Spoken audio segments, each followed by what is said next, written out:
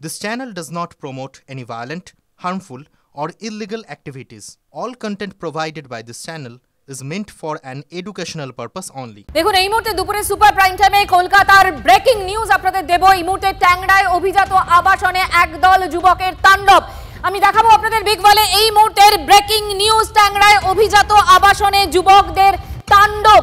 আরো কি জানা যাচ্ছে? আবাসিকদের দাবি যে আবাসনের গেট আটকে গভীর রাত পর্যন্ত ফুটবল খেলে এই যুবকরা।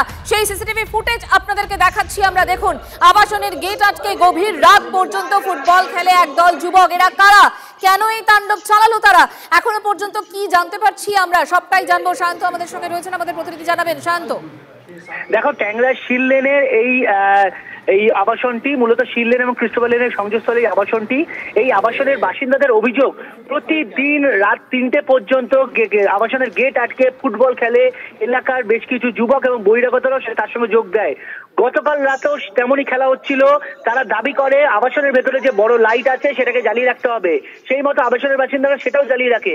কিন্তু আচমকাই রাত 3টে নাগাদ ওই যারা ফুটবল খেলছিল এবং বহিরাগতরা আবাসনের ভেতরে ঢুকে আসে এবং তারা দাবি করে যে তাদের দিকে হঠাৎ করে মাঝরাত, মানে রাত 3টের সময় ফুটবল, এও সম্ভব?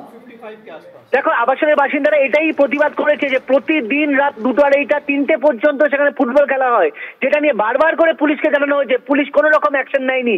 এমনকি গতকালের ঘটনাটাও পুলিশের কাছে যে অভিযোগ জানানো হয়, পুলিশ 2জন মাত্র কনস্টেবল পাঠিয়েছিল, তারপর কোনো পদক্ষেপ করা হয়নি।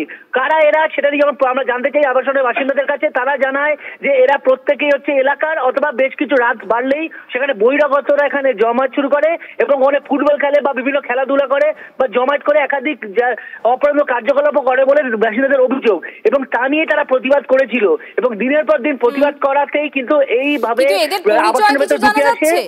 দেখো, এদের পলিটিক্যাল রং বা এরা পুলিশ।